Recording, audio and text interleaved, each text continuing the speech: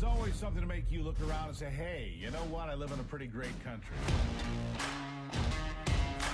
President Trump is calm, on point, on his game. And unlike the last guy, he is competent and coherent. Come on, man. We're not bending the knee anymore. We're here to take a stand for God and country. This is the Steve Gruber Show.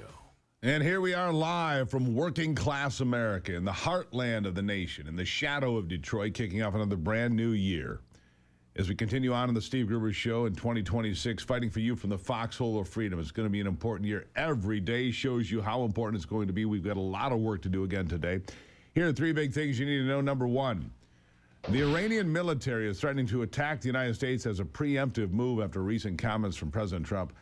I guess they didn't get the memo.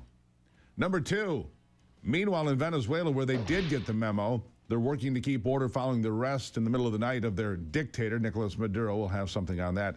And number three, I just say, wow. It seems Minnesota Governor Tim Walz is ready to turn the hands of time to 1861 and pit the Minnesota National Guard against federal law enforcement officers arresting illegal aliens. You've got to hear this. Order to prepare the Minnesota National Guard. We have soldiers in training and prepared to be deployed if necessary. I remind you, a warning order is a heads up for folks. And these National Guard troops are our National Guard troops.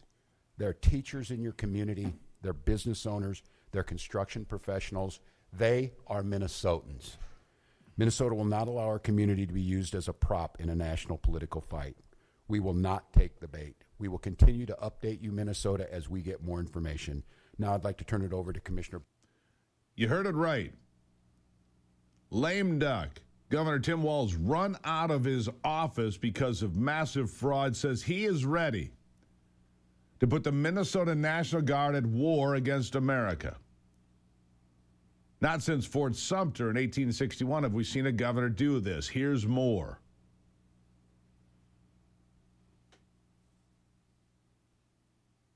Well, here's the thing. If he does this, that is an unlawful order. Minneapolis set to spiral into oblivion, thanks to failed far-left leadership, voted in by far-left population that wants to break the law and sow chaos, all in a fight against the big bad orange man and law enforcement. Remember all that talk about illegal orders? Suggesting that the Minnesota National Guard will be pitted against federal law enforcement is an unlawful order. Where is Mark Kelly? More on that to come. This all comes in response to an ICE agent killing a woman in what appears to be a pretty clear case of self-defense. The 37-year-old woman was shot yesterday in Minneapolis after trying to run over an ICE agent. It's a tragic, unnecessary loss of human life caused by the violent rhetoric and priorities of the left, brainwashing liberals into believing that ICE agents are akin to Gestapo, which is exactly what Tim Walz has called these people, the Gestapo, and therefore worthy of being run over, apparently. Not to be blunt, but it seems pretty obvious to me that if you try to run over a cop, you get shot. That's the way the world works. And Minneapolis residents aren't above the law. A motor vehicle qualifies as a deadly weapon under the rules of engagement when used in a manner that endangers others, period.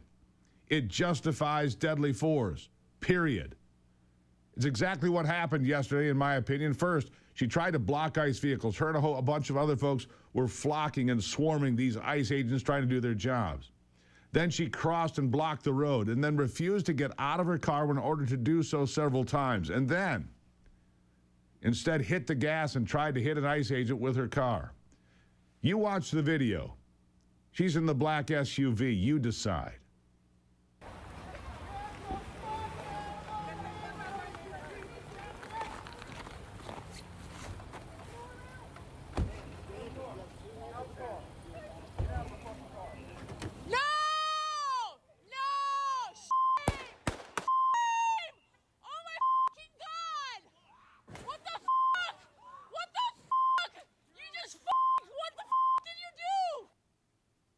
Now, those on the left say that's clearly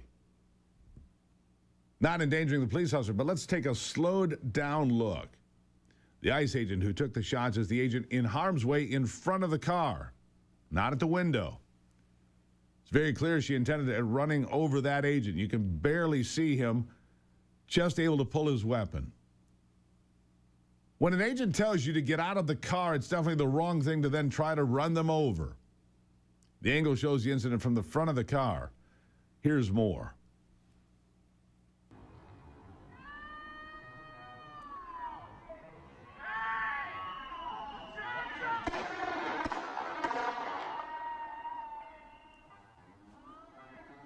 And there you have it. The evidence is in.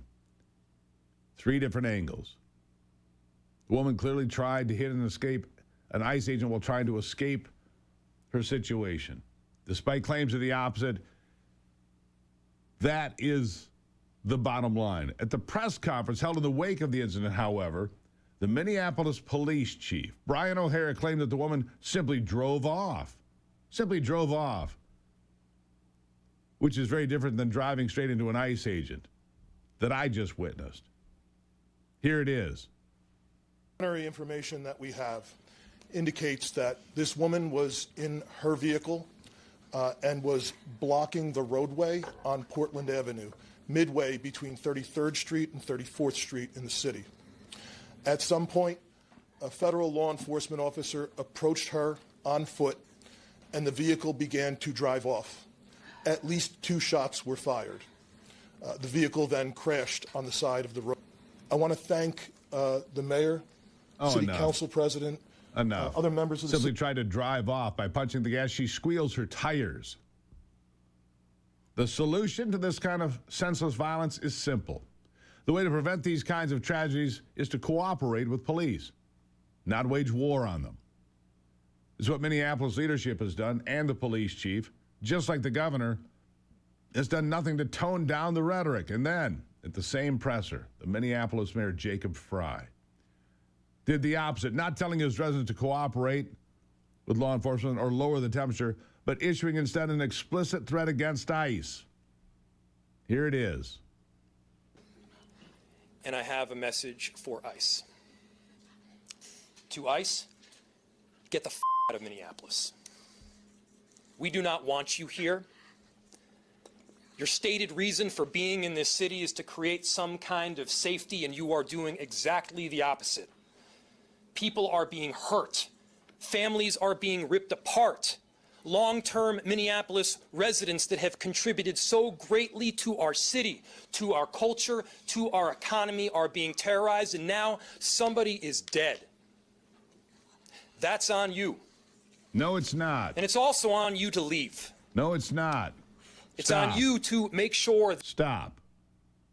The soy boy mayor there is completely conquered. He let his city get overrun by Somalian immigrants who stole billions of dollars from taxpayers.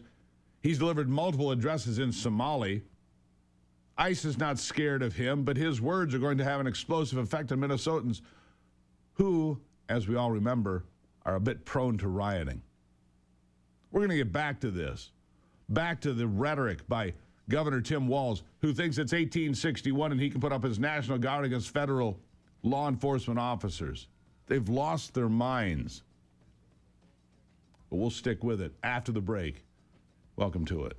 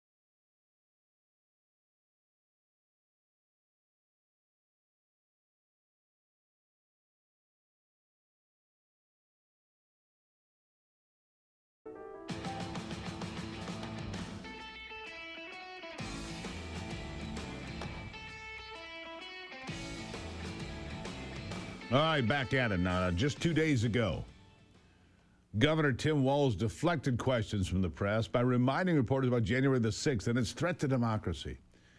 But you already know he's going to have no problem egging on the rioters this week because they're just standing up for justice. And let me share again, just so you are crystal clear on this one, what Walz is suggesting is the appropriate response to dealing with federal officers. He said he's ready to put the Minnesota National Guard at war against America. Not since Fort Sumter in 1861 have we seen a governor do anything like this. Listen. Order to prepare the Minnesota National Guard. We have soldiers in training and prepared to be deployed if necessary. I remind you, a warning order is a heads up for folks. And these National Guard troops are our National Guard troops. They're teachers in your community, they're business owners, they're construction professionals. They are Minnesotans. Minnesota will not allow our community to be used as a prop in a national political fight. We will not take the bait. We will continue to update you, Minnesota, as we get more information. Now, won't be used as, hold on, stop. Won't be used as props. Won't take the bait. What is it you're doing there? Are you, I mean, is he even serious? He thinks he's going to deploy the National Guard, which is ultimately under the president's command, against federal agents. Obviously, that's not an option. But he's acting like it is, just to stoke the fire that's already lit under the feet of the most radical political agitators. Mayor Fry already hinted at his support for these domestic terrorists weeks ago when predicting violence in his city. Listen to this one. We all know that the federal government is looking for reasons to deploy more and more people to Minneapolis and blue cities around the country. We all know that we cannot afford to lose a single Minneapolis resident because they showed up and decided to protect their neighbors, because they showed up and decided to express their constitutional right to free speech. And so that concern is deep. It is held, by the way, not just by me and our residents and the people who are standing up behind me. The concern about getting somebody killed is also held by our police officers. Yeah. Minnesota residents who run over ICE agents or try aren't protecting their neighbors. Quite the opposite, actually. ICE has arrested over 1,000 violent criminals in Minnesota in just the last few weeks. Over 1,000 murderers, rapists, child sex offenders, gangbangers, criminals who are the real threat to Minnesota. The federal ICE officers, not the threat. They're not the threat at all. They're eliminating the threat. But these radicalized white liberals, many of them women, have been brainwashed into believing that they have some kind of responsibility to impede law enforcement, all while they complain on social media about not feeling safe in public. You can't have it both ways. These nut jobs are already so heated and illogical that they're confronting reporters live on air. Watch this woman antagonize a CNN reporter. Here it is. A growing smaller crowd. This is controlled. The scene spans several blocks. We are here at Portland Avenue and East 35th, but it goes at least 2 or 3 blocks. Who are you? Who do you work thank for? you. Who do Hold you on. work I'm for? sorry. We're with CNN. It's okay. Thank you. Thank you for your help. I'm sorry. I think people are getting upset. So that is the latest here on the ground, guys, and I'm going to send it back to you. Mm-hmm. What if the reporter was with an actual news network and not Chicken Noodle News? What if that were me behind the camera? And I said I'm with Fox News or I'm with a conservative outlet. She wouldn't have walked away, would she? Which tells you a lot about what you need to know about the media today. But really, was she going to do something, square up with a reporter live on TV? For what? These people aren't logical, but they are dangerous, obviously. When they try to run over ICE agents with their cars. And I'm predicting today, it is now open season on ICE officers in Minnesota in certain areas. They will be targeted in far more aggressive ways. Mark my words, it's coming. They are targeted. There is a target on their backs. In fact, left-wing hacks are already promising to fight back against ICE with lethal force on social media sites like Reddit, writing that the first shots have been fired in a war that they want to participate in, These people are twisted and bloodthirsty. They're not ashamed to admit it, all while acting like conservatives of the gun-hungry threat to democracy in America. DHS Secretary Kristi Noem completely within reason to label yesterday's incident as an act of domestic terrorism. Here she is. But this goes to show the assaults that our ICE officers and our law enforcement are under every single day. These vehicle rammings are domestic acts of terrorism. We're working with the Department of Justice to prosecute them as such. We will continue to protect our ICE officers and in cooperation with other law enforcement agencies as well. You've seen me in the last couple of days deploy over 2,000 more officers to the Minneapolis area. And in the last 2 days, we've arrested hundreds and hundreds of dangerous criminals, not just fraudsters who stole from the American people billions of dollars and put it in their pockets and enriched their friends from overseas and themselves, but also individuals who committed acts of murder and rape and trafficking and drug exploitation and child exploitation. So we're going to continue to do our work. This is how you respond to deranged leftists seeking to undermine the safety of our nation. You double down. You keep it up. My guess is that the National Guard will, in fact, need to be called in, but not for the reason Tim Walz thinks. ICE should and needs to continue its operations in Minnesota because it's clear what Walz and Frey have done. They've done nothing to protect Minnesota from illegal immigrants or fraud. Murder is up 50% if you're keeping score since those two took office. 50% increase. This didn't have to happen. It won't be the last time it happens if Minneapolis leadership keeps putting gasoline on this open flame. When politicians demonize law enforcement, blur the line between protest and violence, and wink at chaos for political points, innocent people die. That's the reality. You don't get to incite confrontation, excuse lawlessness, and then feign shock when it turns deadly. ICE agents are enforcing the law, period. They didn't create the crisis, they're cleaning it up. And every reckless word from Frey and Walz and their allies make their city less safe, not more compassionate. We need law enforcement in Minneapolis, not grandstanding and cosplay. We'll keep a close eye on all of this because it's about to get worse. Good to have you here for this discussion. It will continue after the break.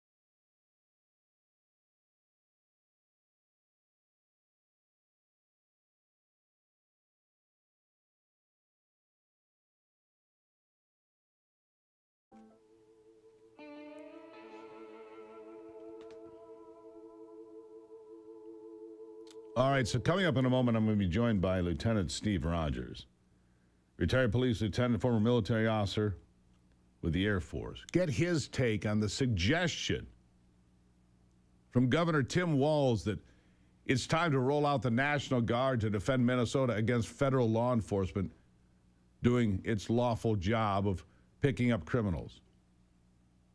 I want you to weigh in as well. By the way, good news. We got that little kink worked out. You can send me an email now. SteveGruber.com. It's all back up and running, good to go. What are your thoughts? What's the big story in your neck of the woods in 2026 as we get rolling? I want to hear from you. SteveGruber.com, and make sure that we stay connected. Always looking for a good story. So if you've got a great tip for me, send it on over. We'll come to your town. We'll find fraud. We'll find people doing outrageous things. We'll put it right here on the program. I'm your ally in making America great again, or putting America first. Now, please support the people that support this program. At Longevity Wellness, it's more than a product, it's a promise to create clean, renal-friendly, inflammation-conscious nutrition that supports your whole family. Their nutritional shake mix is packed with the essentials your body needs, from protein and collagen to omega-3s and colostrum, designed to keep you moving, thinking, and feeling your best. It's nutrition you can trust, from their family to yours. Go to longevitywellness.co/Gruber. Take the first step toward living stronger, longer. Again, use the promo code Gruber10 for 10% off your order today at longevitywellness.co. I've got something else for you here. Anthony went to work yesterday behind the scenes, as he's done. We keep him behind the curtain over there. And he put together a deal right here for you. If you want to follow us on YouTube, he made it so easy. You can just click the QR code with your phone. Just scan that. Bam. And then you become a follower of another great portion of the program where we're live every day. We're trying to give you everything we can to keep you as the best informed audience in media. Real America's Voice, MTM Network, YouTube if you like. And the great thing about YouTube is you can go back and see all the great interviews we do. Kelly Loeffler, the administrator for the Small Business Administration, part 2 of our interview, coming up with her a bit later as well. You can share that. Former senator from Georgia, now the administrator for the Small Business Administration, doing great work. That's also coming up. But first, Steve Rogers, right around the corner here on the Steve Gruber Show.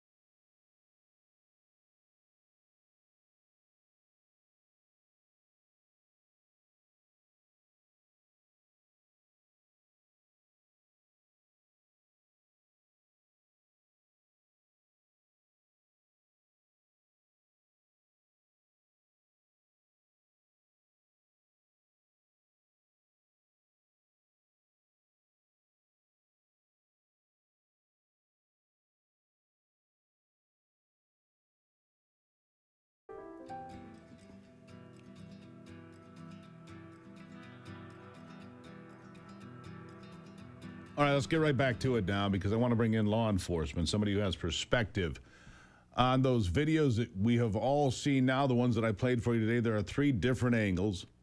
Pretty clear that the law enforcement officers came out. One went to the side of her car demanding she get out of the vehicle. Another one comes from the other side. He's in front of the car. Instead of exiting the vehicle, she accelerates. She pounds the gas. and he returns fire. And you can tell because there's pictures of one single gunshot through the windshield.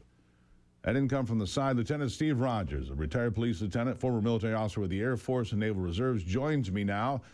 Steve, nice to see you here. Thank you for taking the time. Such a critical story here. But what I want to jump to is this. Governor Walz stepping to the microphone yesterday and suggesting he's going to deploy the Minnesota National Guard to defend Minnesota against federal agents doing their jobs. Talk about unlawful orders. Where are those Democrats? Where's Senator Mark Kelly today talking about unlawful orders? I haven't seen this since Fort Sumter. Am I missing something? No, you're not. Governor Walz and that mayor should be charged with inciting violence, and they should actually, it should go before a grand jury, and hopefully they'd be indicted, because that's what they did, Steve. They not only put a target on the backs of law enforcement officers in Minnesota, but nationwide. And this is the kind of rhetoric that emboldens people to do some crazy things. And the fact of the matter is, look, we all feel bad that a life was taken, but the police officer in this case did his job according to the book, according to the rules of engagement that all of us in law enforcement are trained to do. He protected his own life, the life of his colleagues, and God knows how many lives down the road when this individual decided to weaponize that vehicle. That became a deadly weapon. That's right. Apparently the governor and the mayor just can't get that through their heads. And let's understand the backstory that not too many people have explored yet, but you and I are about to. This 37-year-old woman who died, mother of three, she was leading this convoy. There was a swarm of agitators, of protesters, swarming these ICE agents throughout the streets of Minneapolis yesterday. She was the lead convoy car. They kept turning and blocking. And that's why in the video, her car is crossway in the streets, trying to obstruct federal law enforcement. That in of itself is a crime. And that's why they're getting her out of the vehicle. They're going to arrest her for obstructing the lawful execution of their jobs. But she was just one. But look, it's sad that she's dead, but she put herself in that situation. She put herself in harm's way. Did she not? Well, Steve, what you just explained is being totally ignored by the mainstream media. That's not being reported on the mainstream media. You're telling the truth. You're putting the whole story out there, and a backstory is very important. Absolutely right. She put herself in danger. She knew what she was doing. She was there to agitate. She was there to cause chaos. She was there to do what? Break the law. They all know what the law is, but there's a word that they just don't seem to understand: comply. All you had to do was comply with the lawful orders of the police officers. You and I would not be having this discussion this morning. You know, I've talked about this. On the rare occasion I get pulled over, I'll pull the vehicle to the side of the road, roll down the window if the weather's appropriate. I put my hands in the 10 and 2 position and wait for the officer to walk up. Why? Puts the officer at ease. Knows where my hands are, knows the window's down. I can communicate, yes, sir, no, ma'am, whatever, whoever the officer is. Very simple thing. If an officer runs to the side of your car screaming, get the F out of your car, get out of your car, and instead you punch the gas and there's another officer in front of you, the outcome is almost certain. She put herself there, and it was not just something that happened in that moment. Like I said, there was a long lead up to this with a whole swarm of agitators. And they're already being blocked and heckled, snowballs being thrown at them. All of this. And I agree with you, Walz and Fry, the mayor, they should be arrested for their behavior. To even suggest that the Minnesota National Guard is going to go toe-to-toe with federal law enforcement, that's insanity. This governor is out of control. What say you? Well, he is absolutely out of control. And, you know, one of the problems we have in this country is that these politicians who cry over all these situations and become armchair generals, they never sat in a police car like I did my entire life. Steve, I pull cars over, and I've got to tell you, when I approach the vehicle and a person refused to put their window down, I get a little nervous. I wonder who's sitting in the back seat. I wonder if there's a weapon in that car. And so our police officers are in danger all the time, but the governor isn't in danger, neither is that mayor. In fact, they probably don't have the guts or courage to get in a police car and to do what these cops do. But you're absolutely right. Again, it boils down to, why didn't she comply? Why doesn't the governor address that? Why doesn't the mayor address that? Why didn't she comply? And as a result of not complying, well, this is what happened. Tragic, yes, but it was either talking about, unfortunately, what happened to her or the death of a police officer and maybe more ICE agents. I can only hope this is a wake-up call for the voters of Minnesota. Look at what you've facilitated. The fraud and theft of billions of dollars, which is why Tim Walz has dropped out of the race for governor. It happened under his watch. We heard testimony on Capitol Hill yesterday that many of these Democrats were directly complicit because they needed those votes from the Somalian community. So they looked the other way when American taxpayers were being ripped off and money that was for autistic children or food programs or daycares or home health cares. They weren't going to the people that actually needed it. It was being shipped back to Somalia, which, by the way, the president yesterday cut off all aid to Somalia, for those of you that missed that, because they've already gotten their aid by way of illicit funds coming from Minnesota. We need to enforce the law. And you're right, I want to get back to this before you go. What's sad about what happened yesterday and the vile rhetoric from Walz and Fry is this. They have put a target and created an open season on federal law enforcement agents across this country. Your thoughts? Steve, there's one other issue. You know, these two guys, these characters, have blamed President Trump for all of this, saying that he's escalated the situation. Bringing the National Guard in to confront ICE officers is escalating this to a point that a real tragedy could happen. I fear if somebody decides to take a shot at one of those officers, my goodness, what is going to become what's next? They're making a terrible, terrible mistake doing that. I'll go back to Mark. This is, by definition, an unlawful order. I don't believe. Now, you've served in the military. I have not. But I'm going to take a guess here that if ordered to stand up against federal law enforcement, the Minnesota National Guard would decline. I don't see how that's a lawful order. I don't believe the Minnesota National Guard is going to get into the streets and go toe-to-toe and go to war with the federal government. Your thoughts as a veteran? Boy, did you hit the nail on the head. Go to war. That's exactly what would happen, and it could be the tip of an iceberg nationwide. Look, the generals are very smart. They're good people. They will not, I pray and hope they will not obey such a ridiculous, unlawful, I'm glad you said it, unlawful order. Yeah, that's what, I mean, by definition. And so where's Mark Kelly today? Where's Alyssa Slotkin today and the other Democrats who called for the United States military to defy unlawful orders? That's what that is. And even the suggestion is reckless and dangerous. Steve, always appreciate you being here. Thank you for your input. Thank you, and I'll always salute you, my friend. Thank you. Thank you. Greatly appreciated. We have to tell the truth. She put herself in harm's way, suggesting the Minnesota National Guard will go to war with the federal government and federal law enforcement. That is an unlawful order by definition. Don't fall for any of the nonsense. Do not. And please, be polite to the police out there. They got a tough job to do. It got tougher today. I'll be right back with the second part of that interview with Kelly Loeffler after this.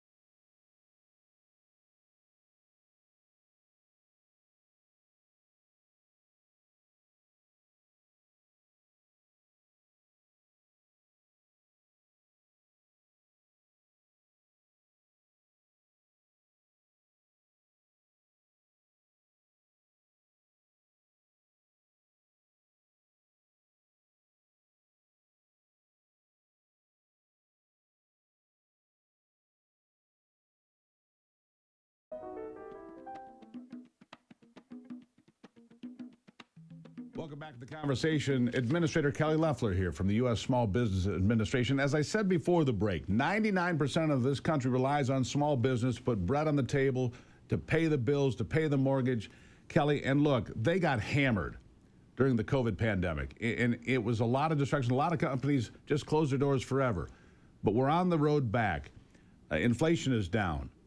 Interest rates are down. We see some real movement in the economy. Do you feel good about 26 when it comes to small business? Well, I certainly do, and that's because it's informed by my conversations with small businesses. As I travel the country, I've literally gone from Maine to Alaska, walking factory floors, meeting with small business owners, talking to their employees, whether it's waitresses or welders, and making sure that I understand what's going on the ground. There was tremendous frustration over the last 4 years with rampant, unchecked inflation, massive government spending that crowded out small businesses, that made them compete for workers, for materials. Now we have a president that believes in the American worker, in American industry. We're restoring Made in America, manufacturing finally. So we see real optimism there, and that's reflected in the data. So I'm a numbers person. I came out of 30 years in the private sector, working in finance. And look, small business optimism is above its 52-year average now. The U.S. Chamber reported that small business optimism, confidence hit all-time highs in the third quarter. And that was unfortunately just before the government shutdown. But now small business optimism has rebounded, and they see that 2026 is going to be strong because we have the working family tax cuts that incentivizes people to work more. Small businesses' number one concern now is employment, making sure that they get the skilled workers. They have lots of jobs open. We have 7.5 million jobs open in this country, and they can't find workers. And so that's their biggest concern now because President Trump is fighting back inflation. You know, I get this sense from you, from the cabinet, from the administration, not just the president. There's a genuine enthusiasm in your voice. You're happy. You're proud to work for this president. You're proud to work for the American people. And that is a theme that seems to resonate with other members of the cabinet that I've spoken to, other members of the administration. There's a real go-get-em attitude at this point. Like, you know, there's naysayers. It's like there's always going to be naysayers. They don't like Trump. It doesn't matter what he did. If he cured cancer in the Oval Office, they'd find fault with it. But you, in there in the trenches, you have real enthusiasm for this, don't you? We absolutely do. And I love it. I am blessed to be able to get up and work for the American taxpayer every single day. I'm the product of a small business. I was born and raised on a family farm. My dad started a trucking company because of what he learned in the military. And I take that spirit across the country because I know small business means generational change for families. It allowed me to be the first in my family to go to college. I want that for more families. That can be found in free enterprise in the private sector and not in the government. So we're working hard at this agency to shrink the agency size. We've cut the budget about in half, we've cut headcount in half, and we have set records in terms of the ability to put loans out to small business, done more business than ever. And there is no greater honor than working for this president in this great nation on our 250th anniversary. It is unbelievable. And the enthusiasm really is infectious. Look, I also want to talk about the big, beautiful bill. It was so large and had so many things in it. A lot of people don't realize the benefits of it. Of course, there's going to be better tax returns this year. Some say as high as $20,000. That means S corporations. That means LLCs. That means small business getting the benefit of a favorable tax policy. That's a good start. We need to get rid of some regulations. We need to get rid of the roadblocks that slow people down. We need to make sure that people can expand their businesses, hire more employees.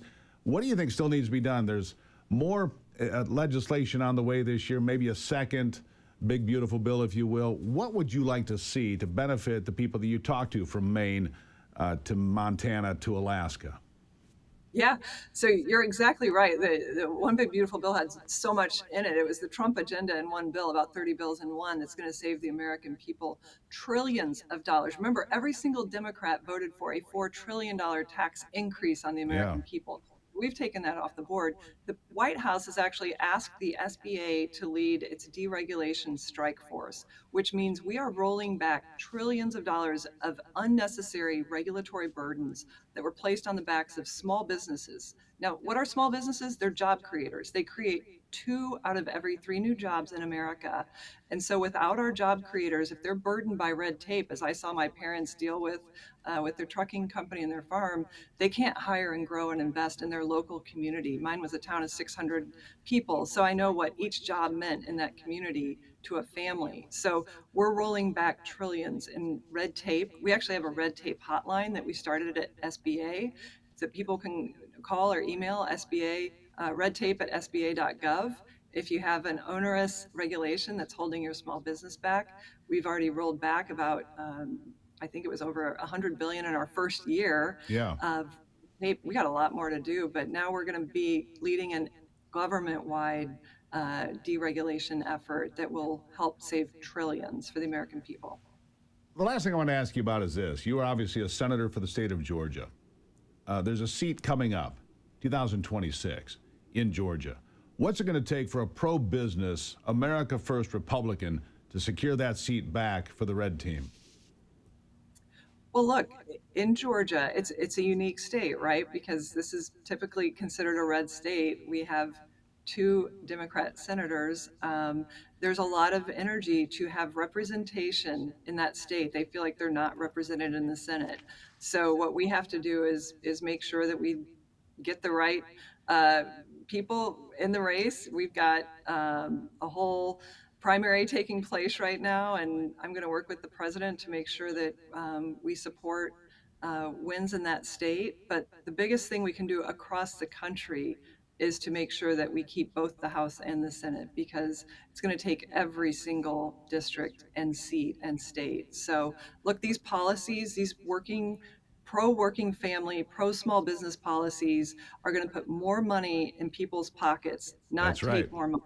And we have a senator from both our senators in Georgia voted against the tax cuts. They voted to raise taxes on hardworking Georgians. They Yeah, also voted boys and girls locker rooms, Yeah, which we don't is want any not. of that.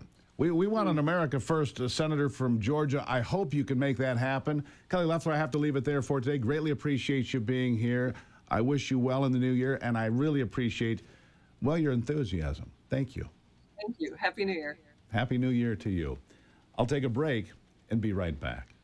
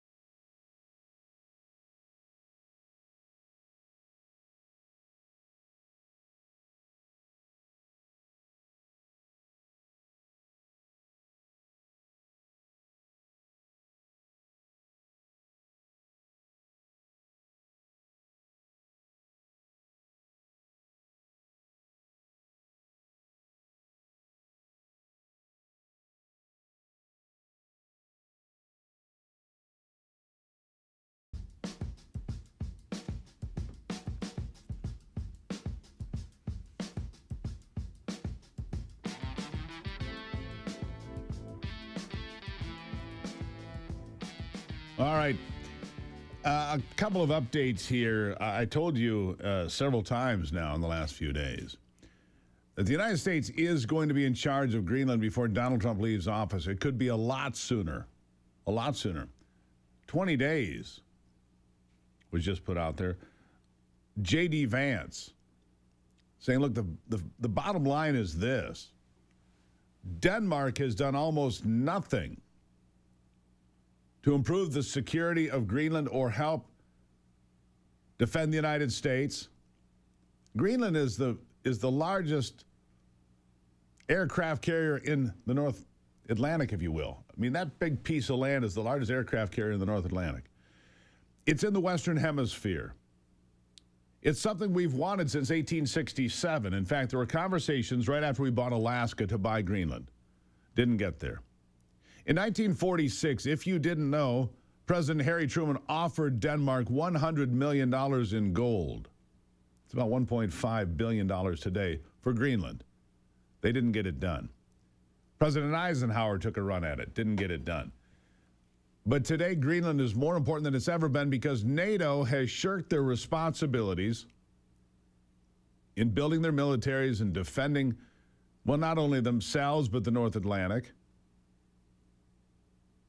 And J.D. Vance says this is critical. Donald Trump says this is critical. And I say this is critical. There could be a deal with Greenland far sooner than I first anticipated. I just saw a notification.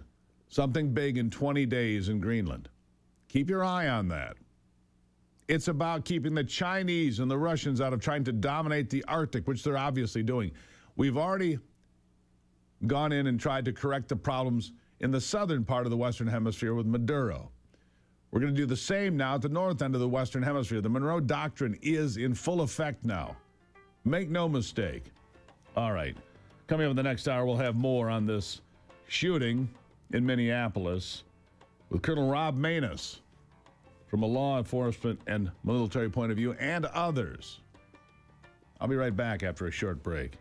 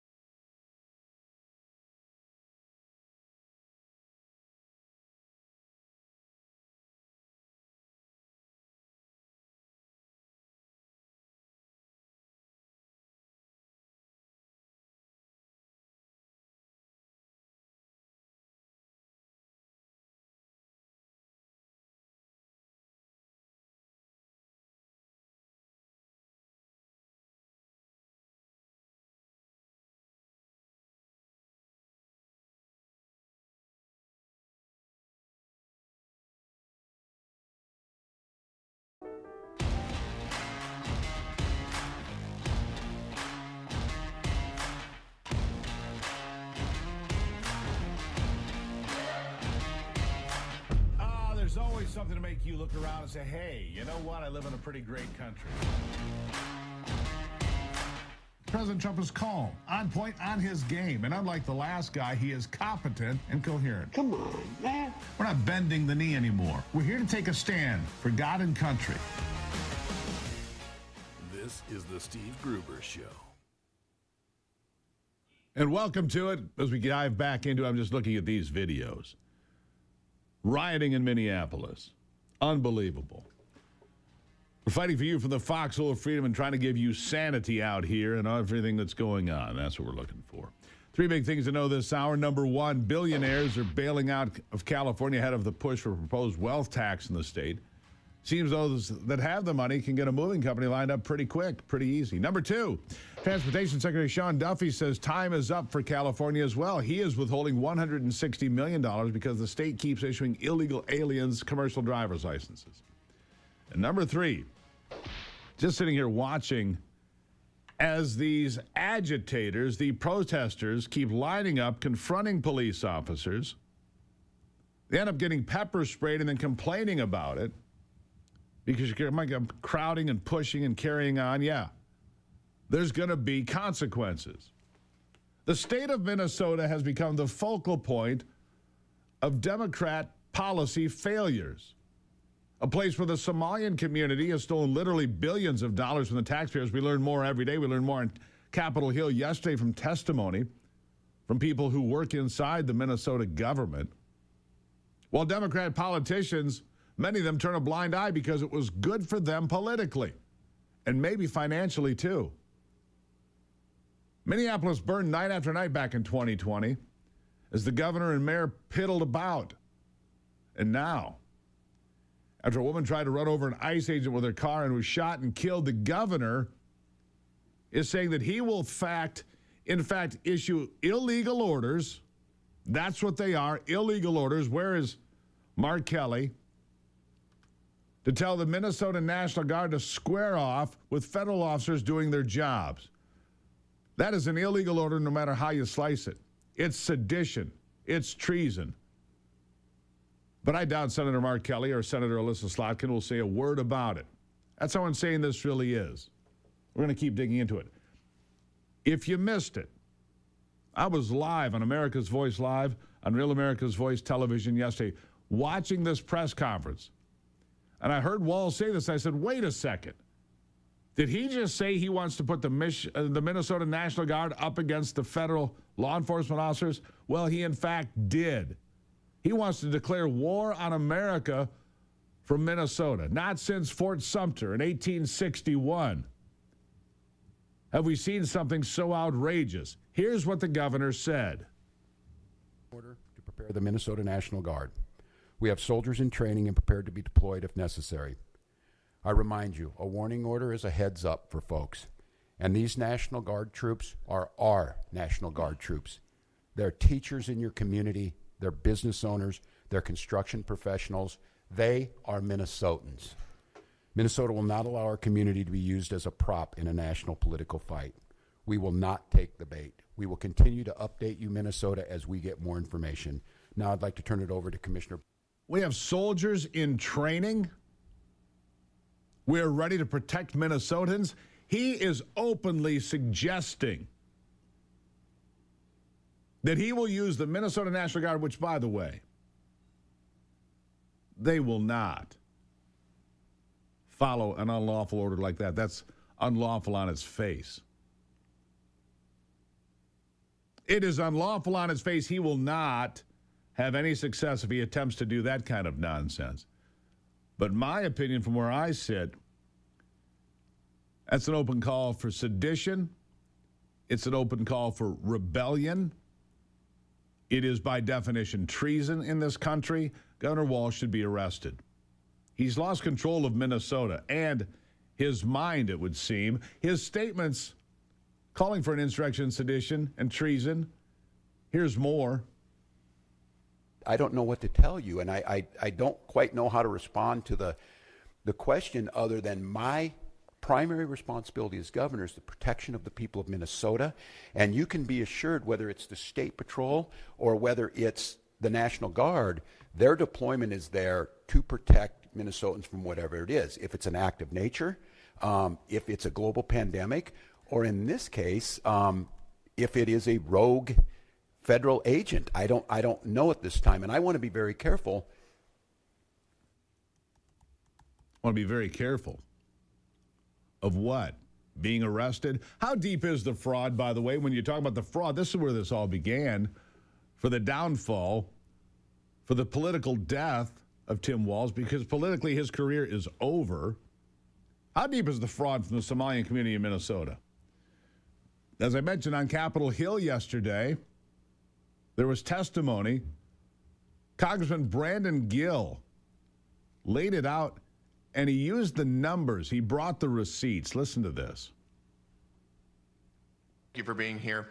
Let me ask you, does large-scale Somali immigration make Minnesota stronger or weaker? Certainly stronger. Certainly stronger. Do you know what percentage of Somali-headed households in Minnesota are on food stamps? No. 54%. Do you know what that number is for native Minnesota-headed households? Well, to be clear, a majority of the... It's 7%. There's a big difference between 54% and 7%, is there not? Excuse me, sir, could I answer the question? Let me move on. We've got a lot of questions here. What percentage of Somali-headed households in Minnesota are on Medicaid? I don't know. It's 73%. Do you know what that number is for Minnesota native households? Again, you're using the phrase Minnesota native households, but the majority... The number is 18%. That's quite an astounding difference. I think we would agree. Can I answer the question, please? Let me ask you one more, and then we can go on to that. What percentage of Somali-headed households are on welfare in general? I don't know. It's 81%. What about, let me just ask you, after 10 years of being in the United States, what percentage of Somali immigrant households continue to be on welfare? I don't know. The number is 78%. 78%, 81%, massive fraud. Here's how part of the game was played, just so you know, as I dig and ferret out the facts. You'd have a Somali household here with 5 kids. Down the block, you'd have another Somali household with 5 kids. They'd say, hey, you open a daycare, I'll send you 5 kids. Hey, I'll open a daycare, you send me your 5 kids. Everybody got paid. It was a scam. Oh, we'll send your kids to your house, my kids to your house. We'll send the neighborhood kids over to this. I just pass them around. It's all in the Somali community. Everybody collected money. If you're here and 81% of your people are getting government checks, 78% after you've been here for 10 years, yeah, that's not working. You can't have open borders and an open checkbook. That's not working. Governor Walz's political career has gone up in flames. Gone up in flames. And the threat that he would put the Minnesota National Guard up against federal troops, declare war on federal law enforcement. I can't even come up with enough. I can't use words on this show because it's a family program that I would like to use in this regard.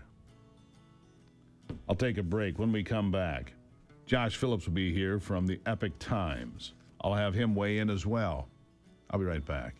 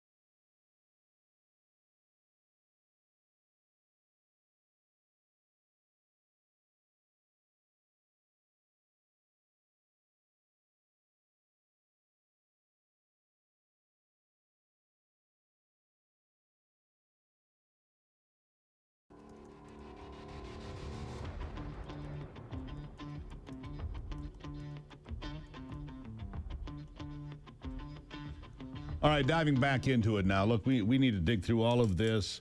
So many stories, and my next guest is one of the best when it comes to digging into the stories and finding what's behind the headlines. But the headlines have been so powerful. You know, I've just got to get him to weigh in. Josh Phillips, senior investigative journalist for the Epic Times. Josh, nice to see you here today. It's great being here. Thank you. Yeah, 2026 off to a very quiet start, I see.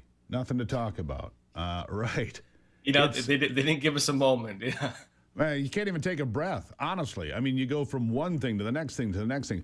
But I do have to have you weigh in on this death in Minnesota. Look, I've seen the video from all three different directions. There's one video that's a little bit farther away. You can clearly see the police officer gets hit by the vehicle. I mean, it's not even a close call. And you've got Tim Walz suggesting at the podium yesterday he's going to call up the Minnesota National Guard to protect Minnesotans. He's calling for the Minnesota National Guard to go to war with the federal government and law enforcement officers. I mean, it is the craziest thing I've seen since Fort Sumter, 1861. I mean, what is your take on it? Well, first off, they say the woman was unarmed, but if you hit someone with your car, it's assault with a deadly weapon. 100% of the Second, time. I'd also make the point, yeah. And second, I'd make the point that, you know, members of Congress were at Capitol Hill yesterday talking about January 6th, and, you know, they say the attack on police officers. It seems like a double standard. You think? If they don't have a problem with, you know, attacking police officers, throwing rocks at them, shooting them, as they've been doing with these, you know, anti-ICE protests. And so it seems like a very serious double standard with this. Well, for what Tim Walz did from the podium, look, Tim Walz had a spectacular flame out. His political career is over because of the corruption, which we heard about on Capitol Hill yesterday as well. But worse than that, what he did is an open call for insurrection. Does he really believe that the Minnesota National Guard is going to go to war with federal agents? I mean, where's Senator Mark Kelly or Alyssa Slotkin? This is, by definition, an unlawful order if he gives it. I mean, it's clear as day, isn't it? It would be an unlawful order, I believe, to, you know, basically have the National Guard challenge legal deportation orders and interfering with the federal government on that level. Because it would, in your word, it would be insurrection, because it would be the state basically mobilizing its military to attack federal law enforcement. Yeah, no question. All right, so we're going to leave that for now. We're going to go back to the story that kicked off the year, really, which was the capture of Maduro. From the time the helicopters landed till they had him in handcuffs, my understanding was about 3 minutes. The Army Rangers doing what they do best. What an operation. Remarkable. Not a single American life lost. Not a single piece of American equipment lost or left behind. But there's so much more to Venezuela. Look, the Chinese are in there. The Russians are in there. The Iranians, the Cubans. Cuba's really in trouble now because almost all of their oil came from Venezuela. They were already teetering. That domino is wobbling, but there's so much corruption in Venezuela. It really was the hub of an international crime ring. That was the center of it, wasn't it? It very much was. So Venezuela, working together with Cuba, were the countries that pushed the United States out of Latin America. They created all the inter-country agreements that rejected the Monroe Doctrine, and then in turn brought in the Chinese Communist Party, Russia, Iran, and Cuban intelligence to influence a lot of the politics throughout basically most of the countries in Latin America. Yeah, so how far does this go? I mean, here's the other part that people aren't talking about, Josh. This is a huge setback for China and Russia. We just took 2 more tankers that were in the North Sea that they had dropped down and painted a Russian flag on the side of the ship as if that made it a Russian ship. Of course, it was not. But this oil, you know, all these people screaming out, well, America's going to steal their oil. We don't need their oil. But we're going to make sure that China doesn't steal it and Russia doesn't steal it and Cuba doesn't have it.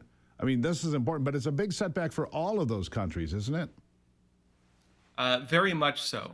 So the Chinese Communist Party had a lot of infrastructure investment throughout Venezuela. In fact, the pilot programs for it were even in Venezuela.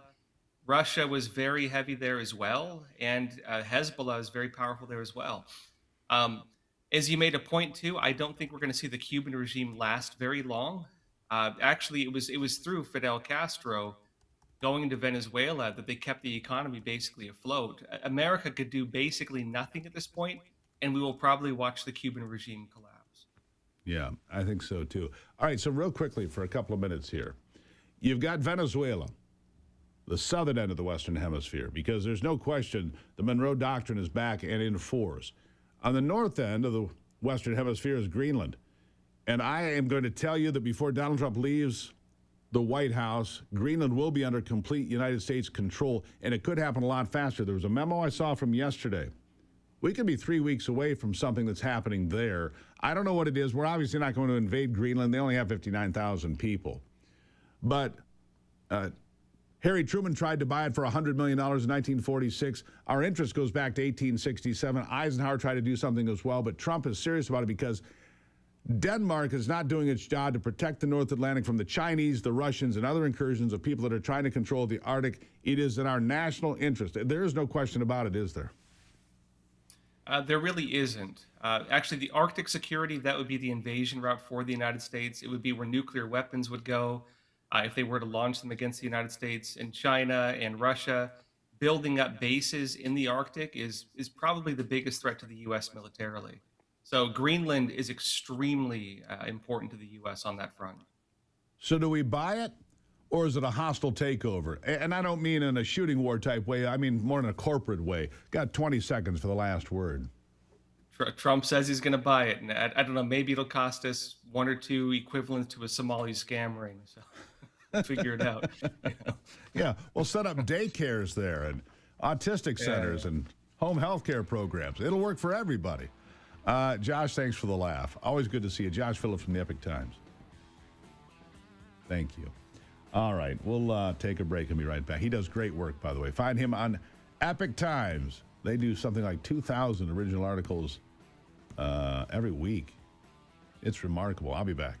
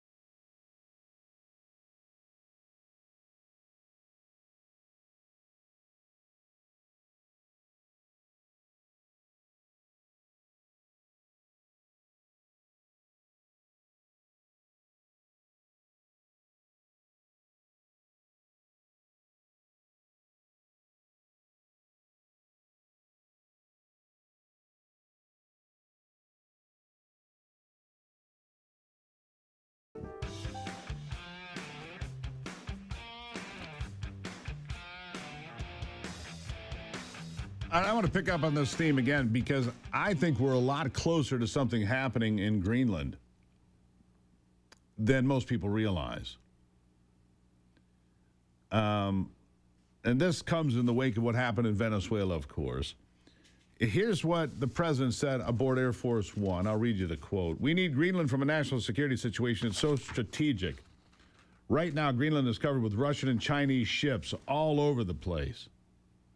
We'll worry about Greenland in about 20 days, he said. Let's talk about that in about 20 days. Well, look, when Donald Trump telegraphs something like that, usually it means something is imminent. Something's about to happen. And I would not, as I said, the United States will control Greenland before Donald Trump leaves office, and maybe a lot sooner. We can't wait another 3 years for the Russians and the Chinese, as Josh Phillips just said, to position nuclear warheads in the Arctic to target the United States. This is imminent. Imminent. Mark my words, and you heard it here first. We will control it. Look, the fishing's great. Atlantic salmon on a fly, that is the holy grail. It is. Big old 10-weight fly rod. Work your arm out pretty good, but you get one, just one big one. And that's what I'm talking about. If you're tired of taking vitamins that don't seem to work, how about Protovite? It's a breakthrough liquid formula designed to absorb quickly so your body actually uses the vitamins. When we say multivitamin, we mean it. Over 100 nutrients, B vitamins, amino acids, zinc, plant extracts. You get daily support for energy, focus, and immune health. Only from Victory Nutrition International. Nutrition that gets in.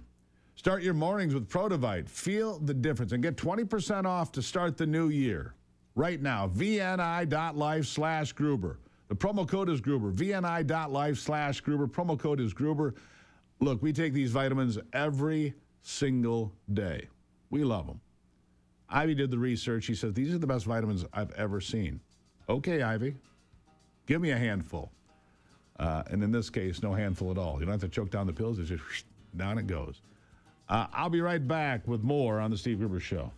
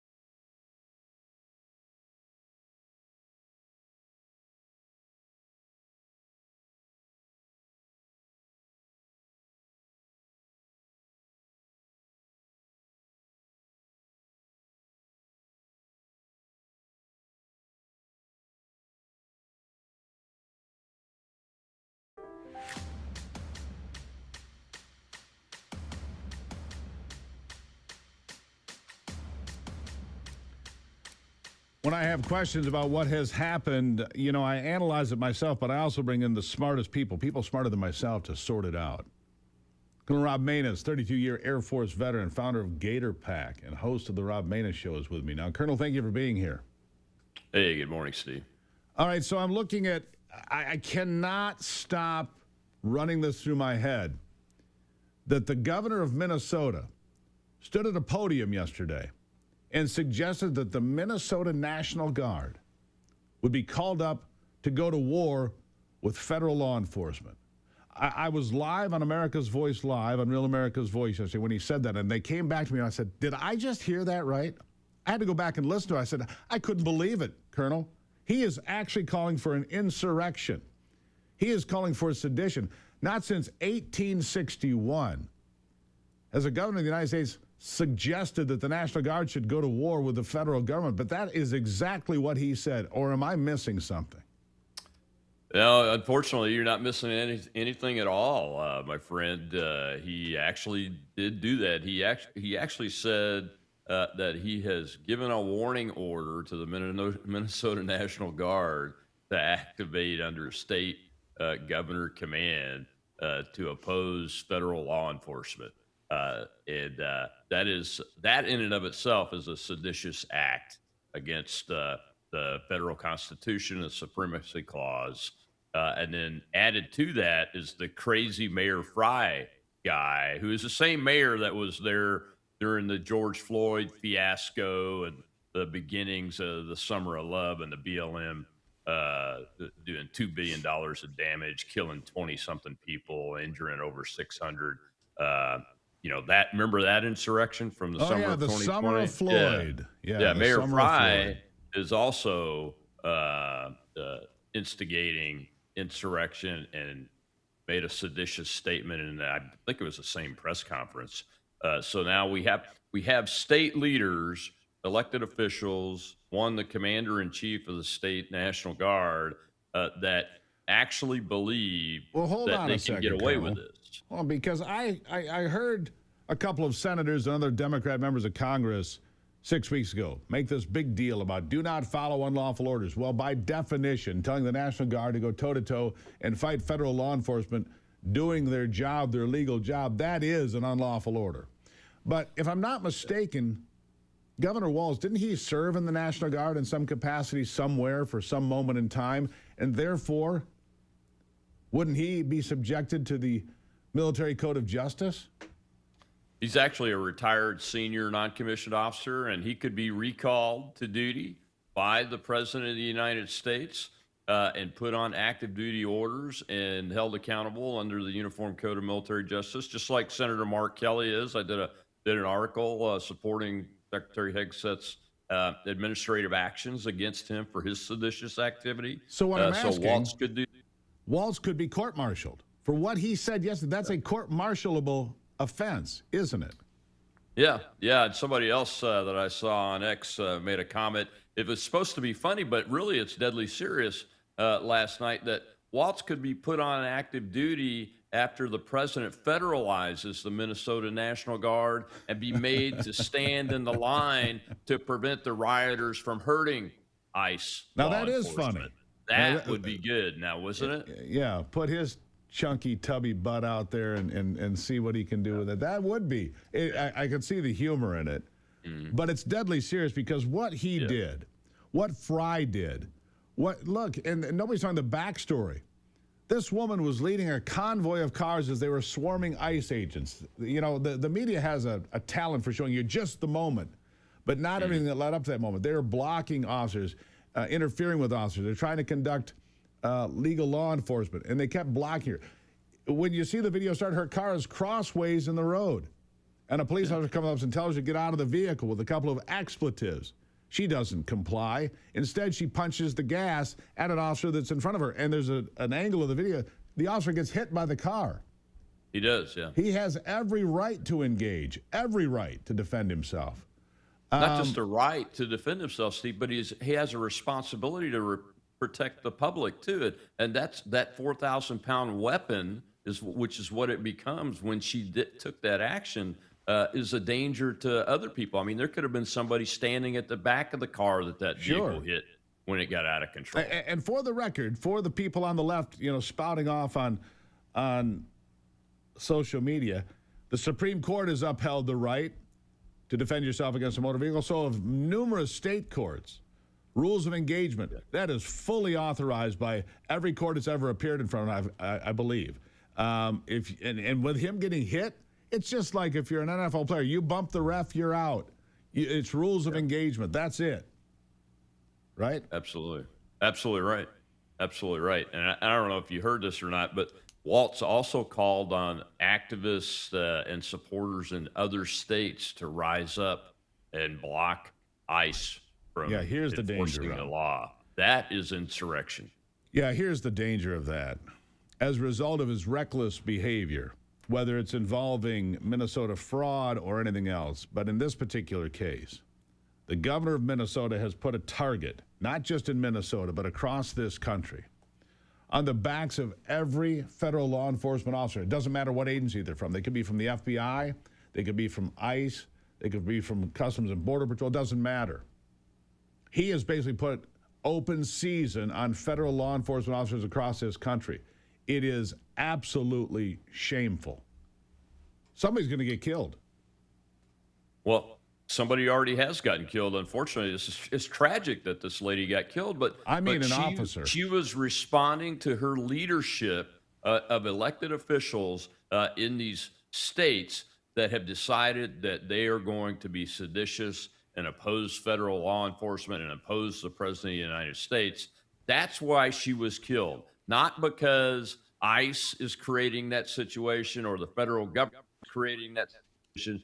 She was killed because of men like Waltz and Fry leading an insurrection and seditious behavior. And that is what the problem is. These people, we have let them get away with the talk of incitement to sedition and insurrection so long, and the minimal violence, I'll call it minimal up to this point, on behalf of the protesters and the demonstrators has been fairly minimal up to this point.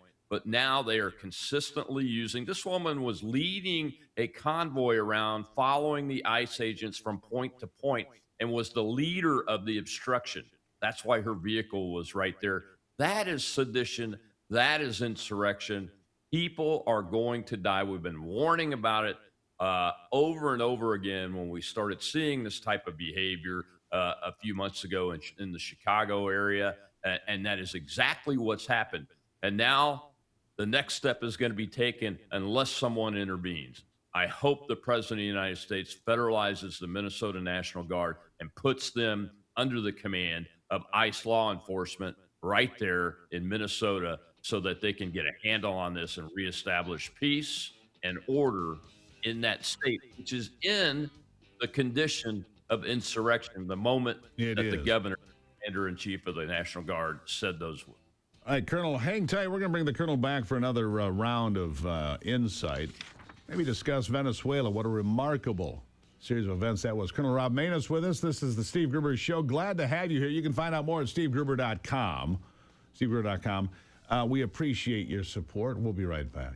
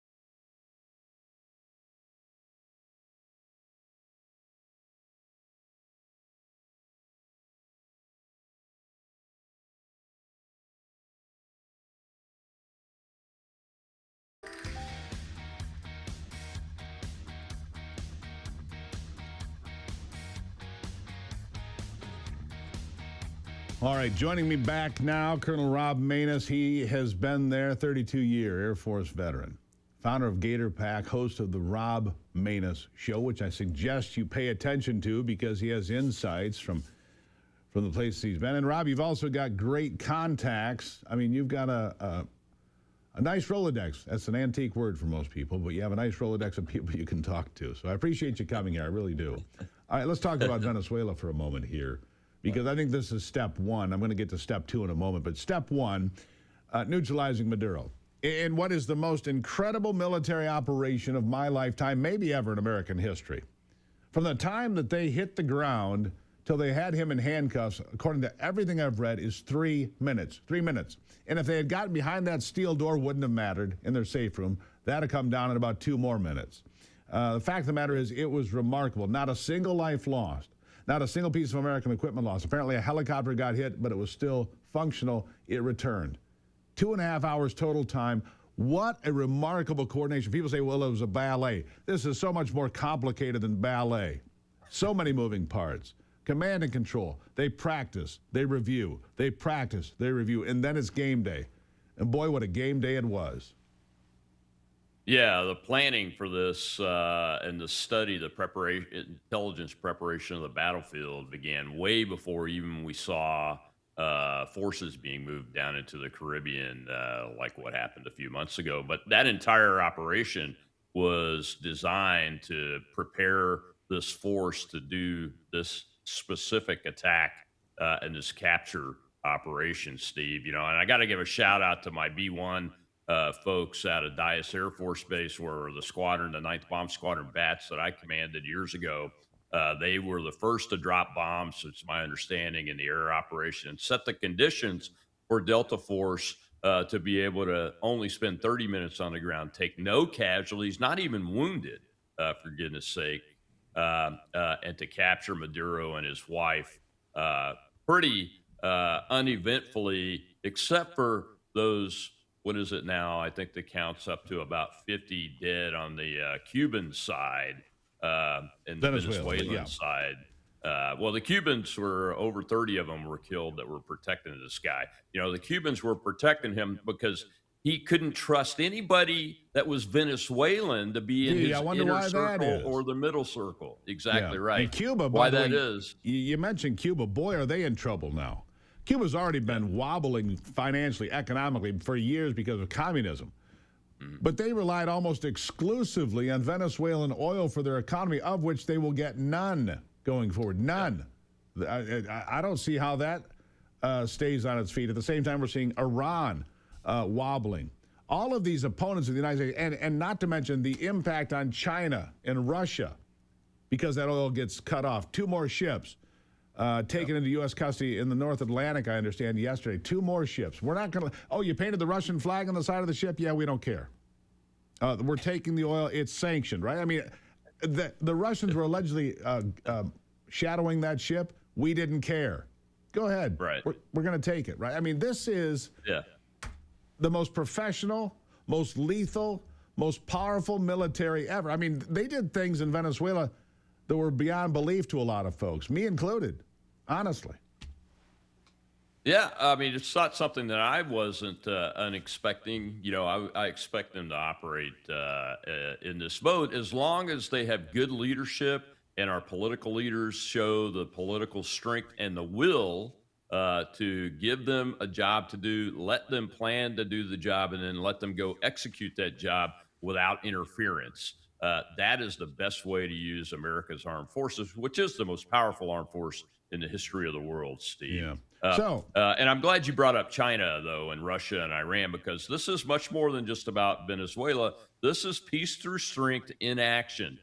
You don't go in and try to recreate some country over a 30-year period into a democracy of your own image and those kind of things. You use American forces to protect and defend vital national interests of the United States. And China is the modern day attempt at a colonial power to come into the Western Hemisphere.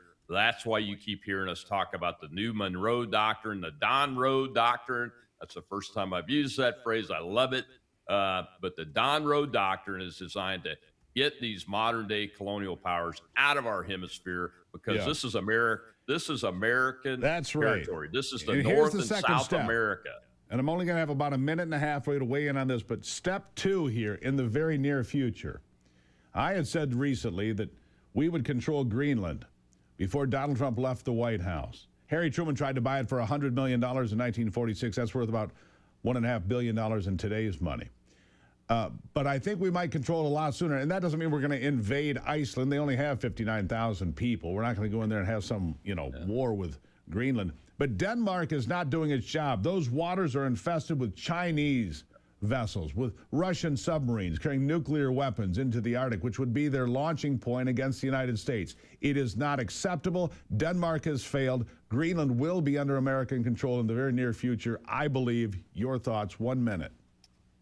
Well, there's a reason why the president appointed Governor Jeff Landry from Louisiana to be a special envoy to Greenland at this moment in time. It just happened within the last few days, and that's because it's time to do the direct purchasing negotiations. And I couldn't name a better person than Mr. Landry to go get that job done. He's personable. He's charismatic. I like he him a knows lot. what the issues are. He understands things like oil and gas. He understands things like shipping lanes and Right. those kinds of things. And by the way, those ghost fleets that we've now captured 2 or 3 of them, Yeah. those vessels, that's like a superhighway up north of Greenland through the Arctic Ocean for that Sure. ghost fleet. And Not that's one of the anymore. reasons we need to not capture that, but go ahead and see if we can purchase Greenland to cut that superhighway off. Yeah, and I agree start with you. doing Look, more I action. like Governor Landry a lot. I've had the chance to talk to him a number of times.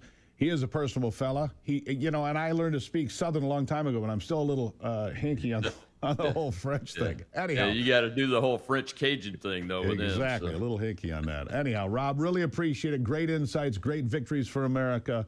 We're going to keep getting them. Thank you for being here today. Thanks, Steve. Really appreciate it. Rob Manus.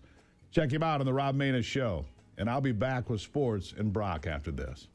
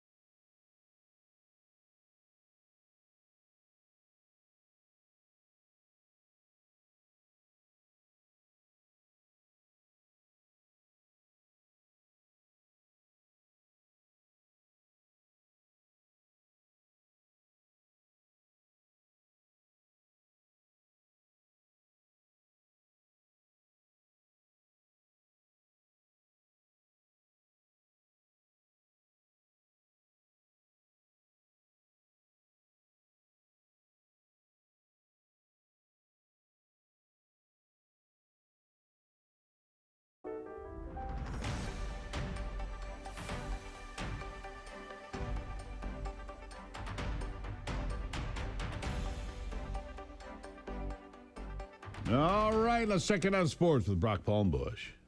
With a look at sports, I'm Brock Palmbush. There was a notable trade last night. From your Michigan News Source Sports Desk, I'm Brock Palmbush. The Detroit Pistons were without Cade Cunningham, Jalen Duren, and Tobias Harris, and they still beat the Chicago Bulls 108-93 last night at Little Caesars Arena. The Pistons outscored the Bulls 32-16 in the fourth quarter to get the victory. Isaiah Stewart led the Pistons with a career-high 31 points. They're now an Eastern Conference best 28-9. Detroit's off until Saturday when they host the LA Clippers. In Big Ten men's basketball last night, fifth-ranked Purdue held on to beat Washington 81-73, and Indiana ripped Maryland on the road 84-66. In Big Ten women's basketball, 19th-ranked Ohio State won at Illinois 78-69. In the MAC, Central Michigan beat Kent State 66-57. Western Michigan got by Akron 55-48, but Eastern Michigan lost to Ohio 96-87.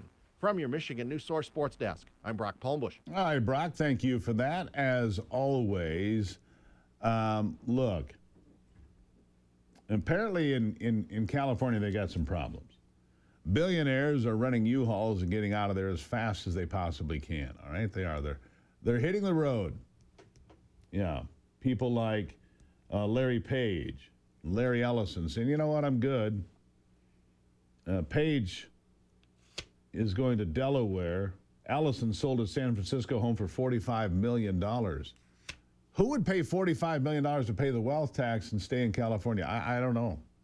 I don't know. But it is pretty remarkable. Let me flag something else for you as we move into winter. Doctors have warned that this year's flu season is one of the worst. Even mainstream outlets like Fox reporting that a new, more virulent, severe flu strain is spreading fast here in America. Who did you hear about that wasn't sick over Christmas break? The kicker, the already ineffective flu vaccine is less effective than before. What the media won't tell you is that Dr. Peter McCullough warned about this going back weeks. He's been clear that the strain is more severe, which means personal preparation matters. Step 1, prevention through immune defense nasal and throat sprays from the Wellness Company.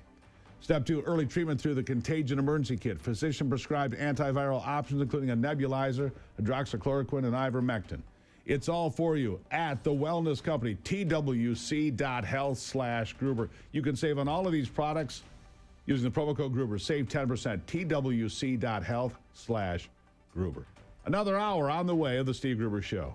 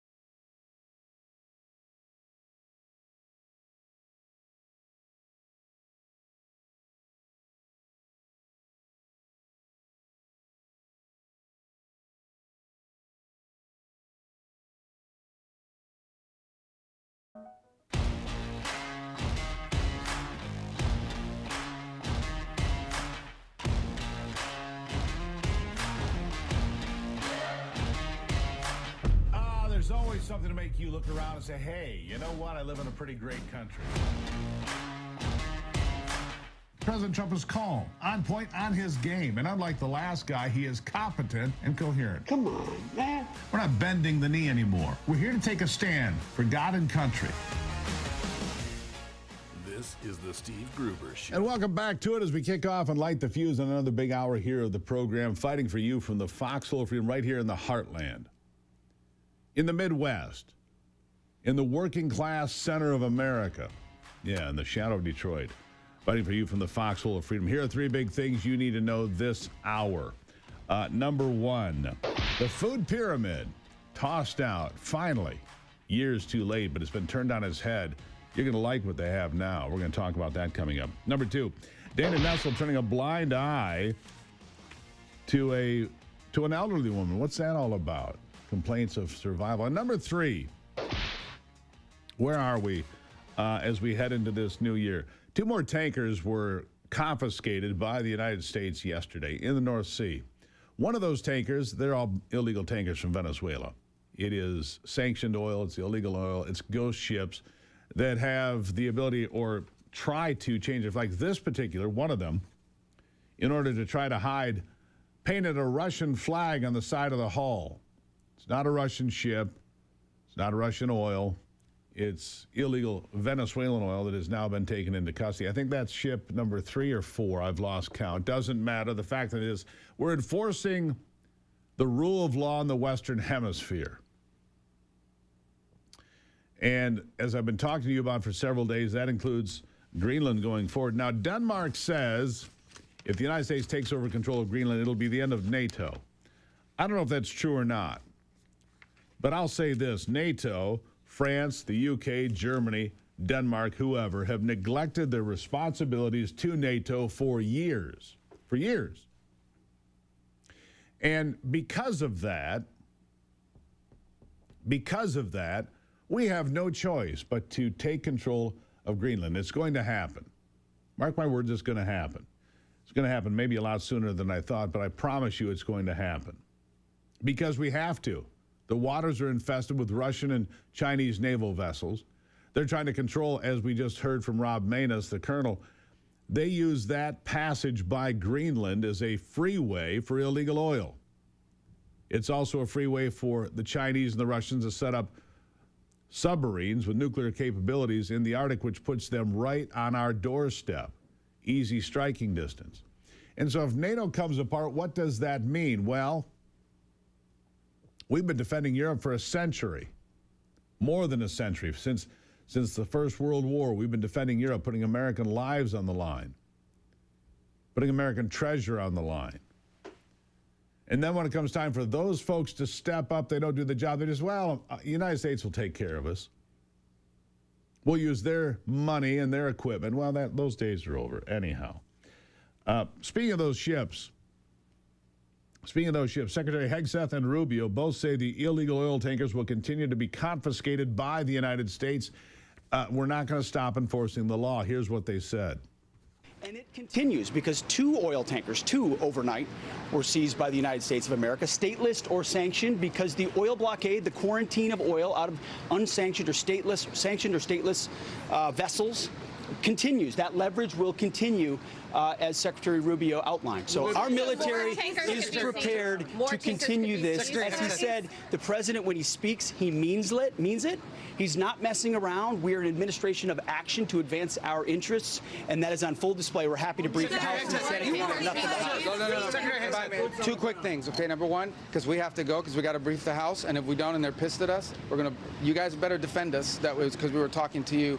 I would make one more point, and it's a very interesting point. One of those ships that was seized that had oil in the Caribbean, you know what the interim authorities are asking for in Venezuela? They want that oil that was seized to be part of this deal. They understand that the only way they can move oil and generate revenue and not have economic collapse is if they cooperate and work with the United States, and that's what we see are going to happen. We got to go talk to the House, guys. All right, we'll leave it there.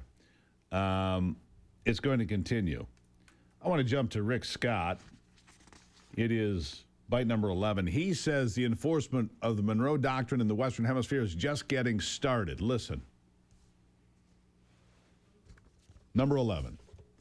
So proud of what the president did, and Marco Rubio and Pete Hegseth and everybody, our military, Maria Corina Machado, and what they did in Venezuela is going to change Latin America. This is the start of changing Venezuela. Then we're going to fix Cuba. Nicaragua will get fixed. Next year we'll get a new president in Colombia. We're going to start, the democracy is coming back to this hemisphere. So the president. Yeah. Democracy's coming back. Look, we just had elections in Honduras. The Trump-backed candidate won. Javier Milei in Argentina making good things happen. Chile just threw out their socialist government. Look, it's happening all over, and it's going to continue to happen. And if you wonder about Donald Trump's popularity, because the Democrats have you believe that he should be impeached, that he is a war criminal, that he is a guy that nobody likes, well, CNN was forced to admit that that's not exactly true. Not exactly true. Listen to this. Line is this: Donald Trump has had an iron grip on that Republican base for a long period of time, and it is the same iron grip that he had 6 months ago. I know every so often people are trying to say, oh, I spot these little rifts in the Republican base. Oh, you know, they're finally starting to break. They're starting to break from Donald Trump. It ain't happening, at least when it comes to the approval rating. Look at this: 84% 6 months ago, 85% now. You don't have to be a mathematical genius to know 85% and 84% are basically the same number. In fact, 85% is 1 point higher than 84%. Show me. Yeah, 85% mathematically. Yeah, Anthony, could you do that math? 85 is bigger than 84. I'm going to need a calculator, but. Look, they can say whatever they want, whatever they want. Donald Trump is the most popular president with his own party 1 year into a second term than anyone else in my lifetime. And polling only goes back so far. When you see success in Venezuela, when you see success at the border, when you see governors of states like Minnesota threatening federal law enforcement with the National Guard, that does not make Democrats more popular. It puts them at odds with common, hardworking Americans. That's just, I mean, come on. One of those videos clearly shows the police officer being hit by the car in Minneapolis yesterday. He fired in self-defense, and there's photographs that you can find online. The first bullet is right through the windshield. He wasn't off to the side. He was directly in harm's way. And I'm sorry, but here's a little civics test for you. Anthony, you can take the civics test. If you're pulled over by a police officer, what do? A, say yes, sir, yes, ma'am, no, sir, no, ma'am. 2, say something derogatory about them and refuse to roll down your window. 3, punch the gas and try to drive away or drive over a police officer. What do you do if you get pulled over by a police officer? A. I still usually get a speeding ticket, but A. But you're nice about it. Yeah. I mean, my uncle's a cop, so. Yeah. And a good guy. Yeah, good guy. Great guy. So, look, to suggest that, police officers are white supremacists, the Gestapo, Nazis, whatever. Stop it. Police officers have a hard job to do. I have respect for law enforcement. So should you.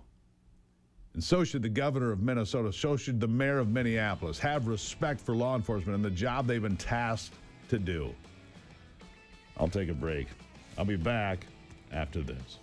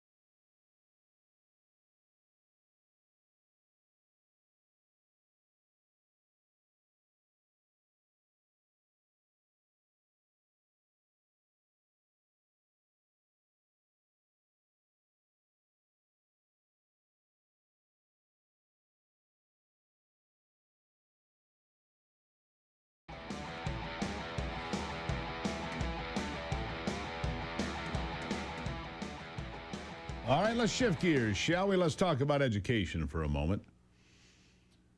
Melanie Curtis is a board member and Michigan PI president. That's Parents Involved in Education.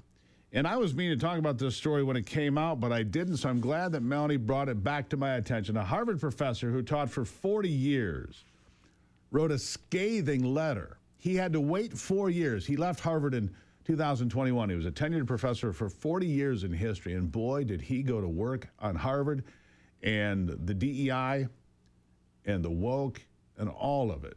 Melanie, good morning and welcome to it. Good morning, Steve. Thank you for having me on. Boy, did he do a complete evisceration of higher education, and especially at places like Ivy League and Ivy League Plus universities. He said, look, they have lowered the standard. They have brought in people that are unqualified, advancing, teaching assistants to full professorship after only a couple of years. He went absolutely nuclear, did this professor. Tell me about your response. Well, if you read what he said, one of the points he made was this is an unwritten protocol to lower the standards of hiring. This year, the U.S. Supreme Court found a case where they were supporting that reverse discrimination is not so hard to prove. But it will require significant effort anyway, because there's no policy. They haven't written down the policy. It's an unwritten protocol.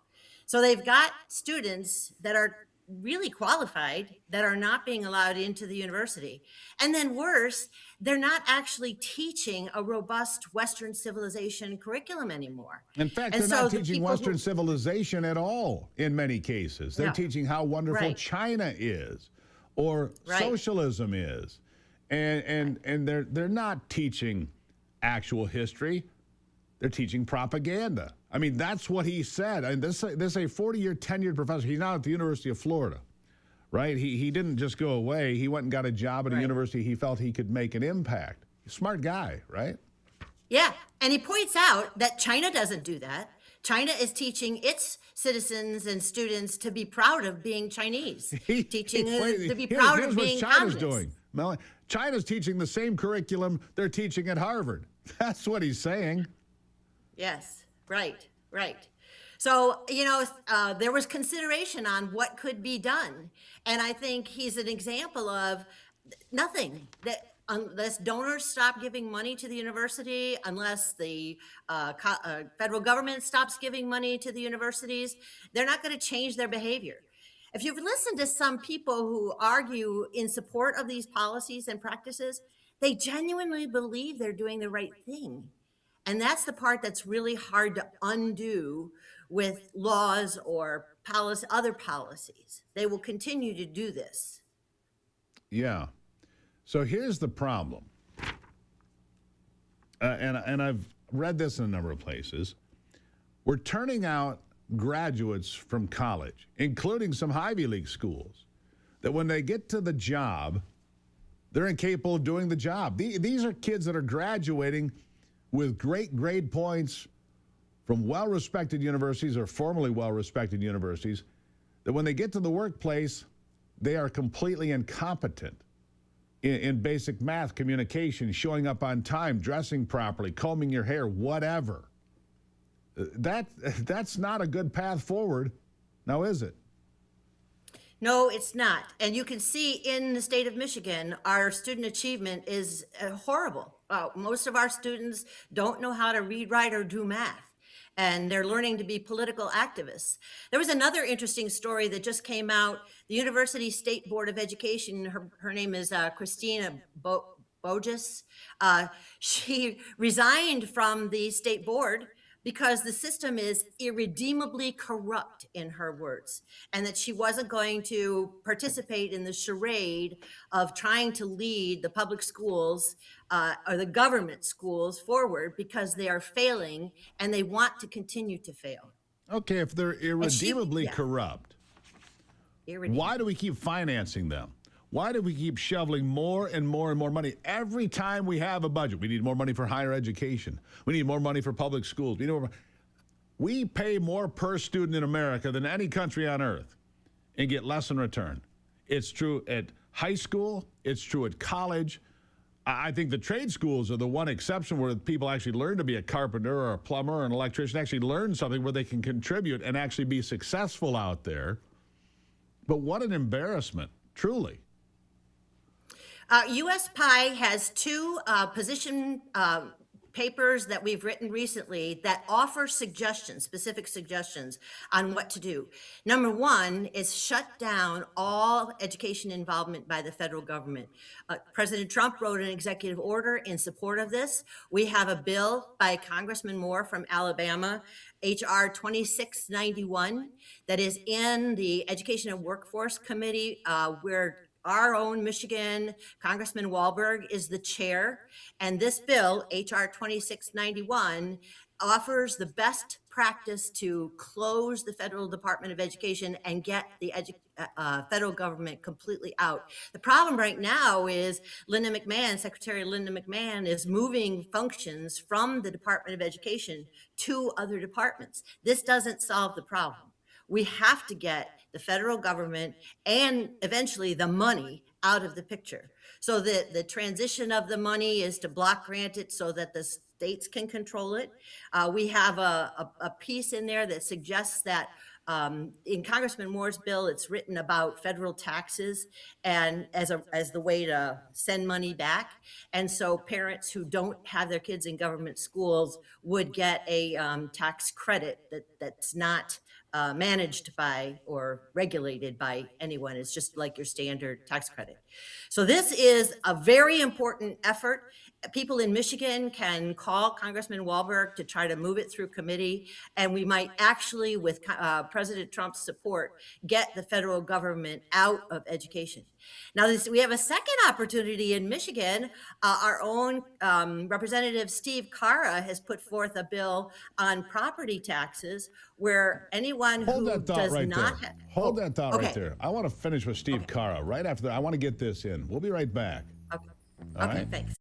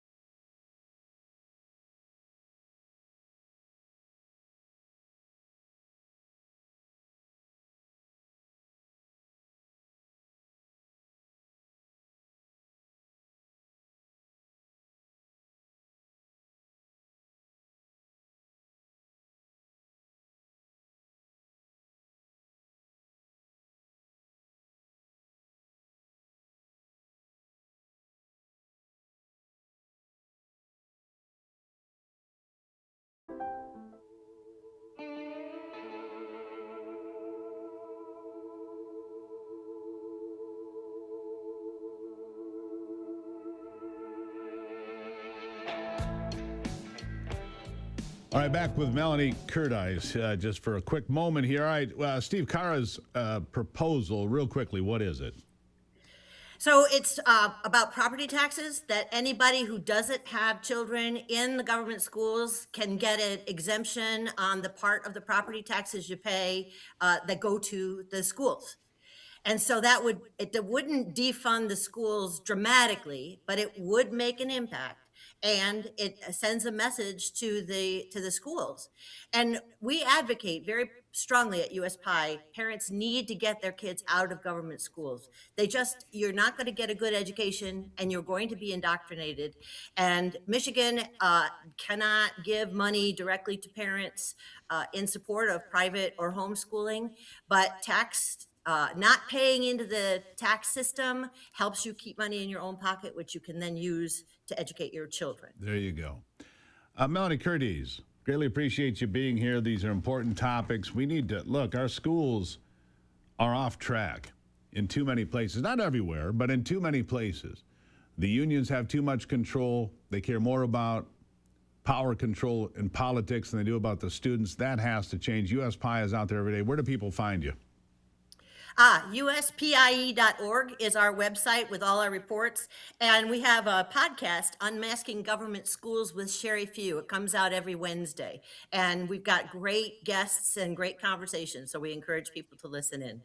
Melanie, thank you very much. Greatly appreciate it. Thank you. Thank you, Steve. There you have it. All right. So coming up next, Speaker Matt Hall, Speaker of the House of Representatives, slamming the opinion from Attorney General regarding government slush funds. He says he's going to sue. Matt Hall has done an incredibly good job, in my estimation, as Speaker of the House. We'll speak with him coming up after the break on The Steve Gruber Show.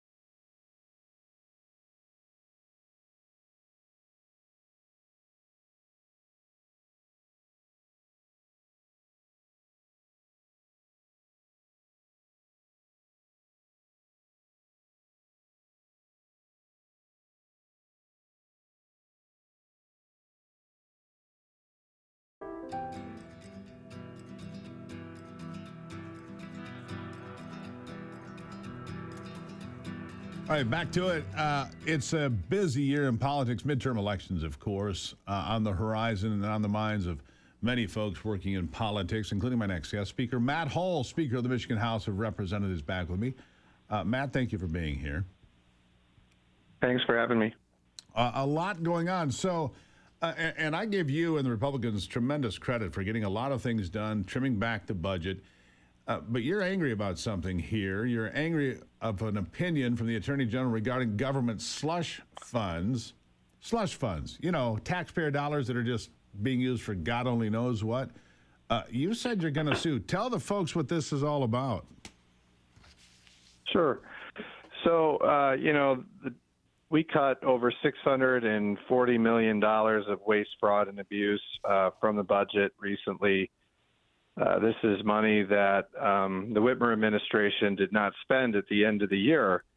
And what they do is they want to put it into their slush funds, which they've already accumulated $10 billion. They wanted to put this in there.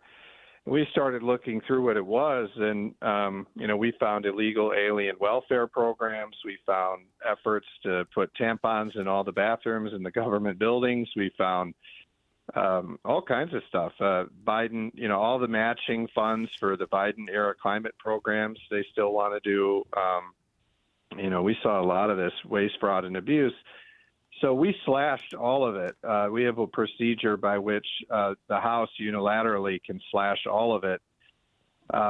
What happened is the Democrats conspired with Attorney General Dana Nessel to cook up a Attorney General opinion to bind all state departments.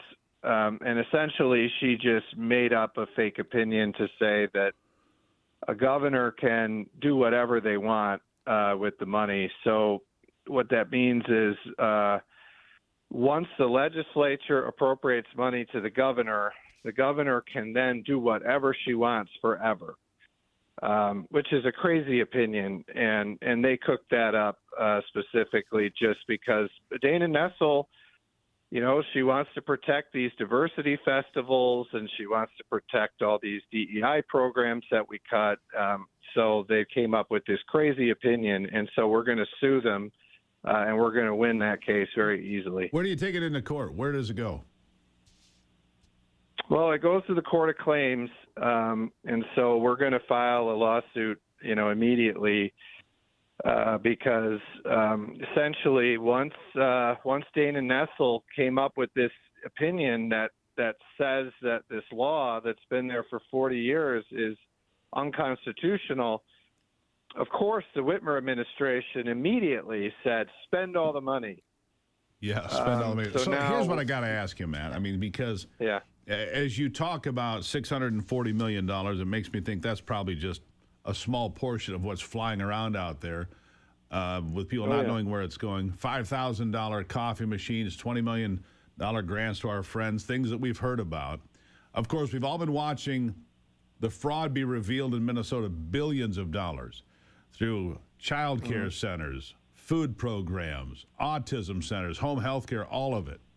And I can't help but believe we have similar problems in Michigan. All states probably do. What are we doing, Matt, today? What are the Republicans doing? To pull back the curtain and say, wait a second, we're giving piles of money to people that shouldn't be getting it at all. Yeah, and I think this is exactly what our conversation's about. I mean, they have $10 billion slush fund. We found $640 million that we found questionable. What we wanted to do was we wanted to block it, put it back in the general fund, and subject that to the new law, HEAT, the Hall Ethics, Accountability, and Transparency Plan, which forces them to have a sponsor for this, to put their, to explain the public benefit, to show us who the beneficiary is, make sure, for-profit companies that are in existence are getting this money. And that's another reason that Nessel did what she did, is she doesn't want that to be going through that new law that the Republicans got through this year. They want to just shove it in there and spend it on whatever they want. I'm confused. I'm, as a taxpayer, I'm confused. I'm sure other taxpayers listening are confused. You said it's not the general fund. When you say slush fund, I thought, well, that money's going back into the general fund. What is this slush fund? What is this entity? What is this thing? Yeah, so they can create their own department funds so the departments can hold on to this money forever and spend it on whatever they want. And so it doesn't go to the general fund. So what we were trying to do was put it back in the general fund so then we could have a conversation about the best use for the money. What they want to do is they want to keep these funds in the departments. And what Nestle's opinion says is essentially once the legislature appropriates the money, it doesn't matter what the purpose is. The departments can keep it and they can put it in their funds and then they can spend it on whatever they want, regardless of what the purpose is. They could hand out bonuses. They could go on fancy trips. They could buy $5,000 coffee. They could do whatever they want, is what you're saying. They could give it to themselves inside these departments. Yep. That's what you're saying. Right. So if we give them funding and say you can't spend this on DEI, they could just spend it on DEI. It doesn't matter under this opinion from the Attorney General, which is why we have to sue them. Which we will, and I think we'll win because this kind of goes against very well-established budgeting principles. It goes against common sense. Look, and because, one of the things that comes to mind when you say all this is all that money that flooded into the states from COVID that was then used for splash parks and, entertainment facilities and again, God only knows what. It wasn't intended for those things. It was intended for the public health. And yet, once they get the money from the federal government, the states go, oh, look at this. And they're like, goody, we can spend it on this and this and this. It's an abuse of the taxpayer. It's an abuse of common sense. It's an abuse of their jobs, isn't it? Yeah, and that's why, the way that things have been set up forever has been the legislature appropriates the money. They explain the purpose of where it goes to. The governor signs a bill, and that's what happens. If the money isn't spent, it goes back to the general fund, and then you negotiate how to spend it. This idea that it really doesn't matter what the purpose is, and they can just squirrel it away and then use it for whatever they want is a huge expansion of the power of the governor. I think the Democrats are going to regret this, but I do think that it's very likely we'll win this lawsuit and the money, a lot of it will not be spent. But it's a crazy thing that the Attorney General did to protect her initiatives. Two things in closing here. First of all, keep us up to date on this if you would, please. We'd like to know how this proceeds, obviously. And second thing, Matt, thank you for defending the taxpayer, honestly. I mean, it just feels like nobody's looking out for the little guy anymore, but you are, and we appreciate it. And I thank you for being here. Thank you. Appreciate it. Really appreciate it. I mean, honestly, who's looking out for the folks? You go to work every day. You make whatever your paycheck is. 30% of it goes off to the government, who is supposed to use it in the best interest of the state or the county or whatever, and they just go and they play games. Enough already. The food pyramid, it's gone. Ivy's up next to discuss.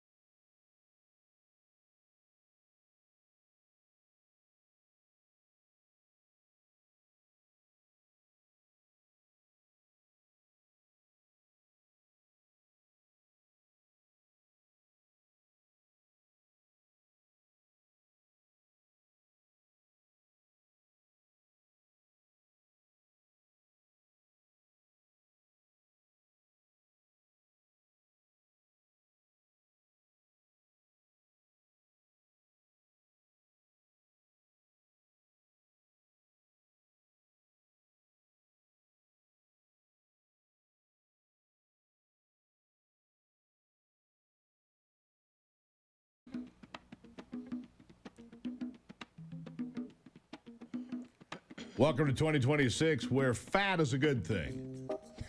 Fat is a good thing. And I heard Ivy laugh. Ivy, good morning. Thank you for being here. But here's the thing. The food pyramid has been wrong forever. We've talked about it for years on this program, you and I. That all this grain, all this, cereal, all of this stuff that converts directly to sugar is not a good thing. We're a fat country. We're fat because of what we put in our mouths. But now, Health and Human Services, Robert F. Kennedy Jr. said, "Now we're done with that. We're promoting protein. We're promoting good saturated fats. Oh, and he said we are declaring a war on sugar. It's a good day, isn't it?" It is. You sent me that bite yesterday, and I started clapping. You did. Not that it is surprising, but I do want to play you the bite really quick. That's bite one, Anthony, for RFK. About 50% of the calories that our children eat are ultra-processed food or highly refined carbohydrates that's literally poisoning them. And that is the result of a food pyramid that was driven by mercantile impulses that put Fruit Loops at the top of the fruit pyramid. We now have a science-based food pyramid that is based upon the most recent best science, and it's telling people to eat proteins, eat a lot of fruits and vegetables and whole grains, and that is going to transform the American dietary culture. Man, Fruit Loops. Newsflash, not Right, fruit. it's almost as if the food pyramid has been turned upside down, right? So It literally has. It is so important to have animal proteins, and even if you're a vegan or a vegetarian, you get your proteins in other forms, legumes, things like that. It is a very tough way to live, in my opinion, because you have to really make sure that you eat the right plant-based protein to complete the amino acid chain. Sure. This is why I love ribeye, and right. butter and is brain but food. there are some people that want to live that lifestyle, and that's fine. It's fine. There was a couple of comments, some critics online that were saying, well, this isn't anything new. Of course you should be eating, fruits and vegetables and animal proteins and duh. But in the same sense, it's like, well, but people aren't eating this way. Let me take you back. People are eating bagels, and they're eating cereal, and well, how many kids are leaving school this morning and the only thing that they had to eat was a bowl of cereal? Fruit Loops. Let me take you back to when I was a kid. We wonder why our kids can't focus in I class. get it, but let me take you back to elementary school when I was a kid. This is what they showed us. They showed us the food pyramid that showed all of this grain, all of this cereal, all of this carbohydrates. And like he pointed out, 50% of the calories coming from carbohydrates that convert directly to sugar. No wonder we're fat. Yeah, absolutely. But well, and I think that applause is schools important. and other places that are government run are going to take this information now and convert the way that they feed, whether it's public schools creating their food programs, or maybe it's nursing homes, maybe it's whoever is going to utilize this information to change the way that they feed people. Right. That is important. Very. I am always shocked, though, and we educate our children a lot about this, but we were at a football game and there were some cheerleaders there, and the cheerleaders all got, their little snack bags in every single item. It was like Cheez-Its, and then like a fruit squeeze drink that was like probably all sugar. 50 grams of sugar and artificial dyes and things like that, and candy, and like there was nothing nutritious at all. Added and I'm looking sugar. at this bag of stuff and I'm thinking, that's 100 grams of sugar in all of those things if Or they more. eat of all those things. Well, you and I had a revelation. It's been 3 or 4 years ago now. We were at the grocery store. We picked up a package of bacon because we're conscious about something. We look at sugar. Why would you add sugar to bacon? I mean, it's the war on sugar, and God bless RFK Jr. for declaring that war that needed to happen decades ago, but at least we're here now. Absolutely. I mean, we have traveled to other countries.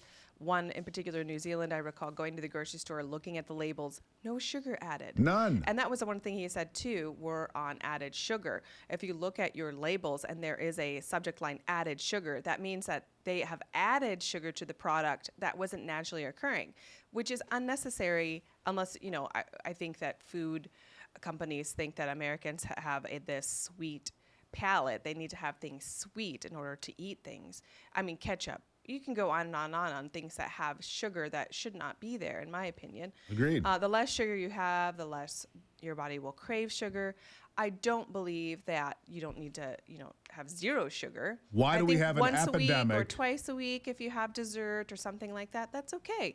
Everything in moderation. But the epidemic of diabetes, they get people addicted to sugar, and then it poisons their bodies. Well, and you know what? They make a lot of money. Food organizations use science, fat, salt, sugar, to make this, when you eat something, like a potato chip or whatever it is, a dessert, it ignites your brain, it releases dopamine, and it's your body is saying, oh, I want more of this, and then you can't stop eating it. It becomes an addiction.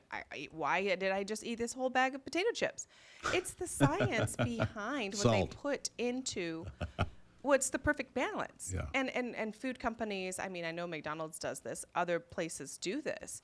So, will this new suggestion create less people going to fast foods? I don't know. I hope so. I think everyone has to just be responsible for their own health, responsible for what they put in their mouth, because that old adage of you are what you eat is true. Yeah. What you put in your body is 100% makes all the difference in the world. Yeah, it's a new day. Yeah. And honestly, we couldn't be happier. It's like they came to the Gruber household and listened to Ivy educate the kids. They said, you know what? She's right. Let's make that the national policy. I mean, that's really what happened here, because you have been preaching this since the day I met you. Yes, and God bless you for being right. I studied nutrition. It is one of my passions. Minors in school, and more to come on that. But you win, Ivy. They listen to you. I don't know about that, but I'm glad that we're moving in the right direction. Me too. Yeah. Love you. Love you too. All right. I'm not kidding you. It's like they were in our house listening to Ivy. Don't eat that. Don't eat that. She doesn't even buy the stuff. Final thoughts after this.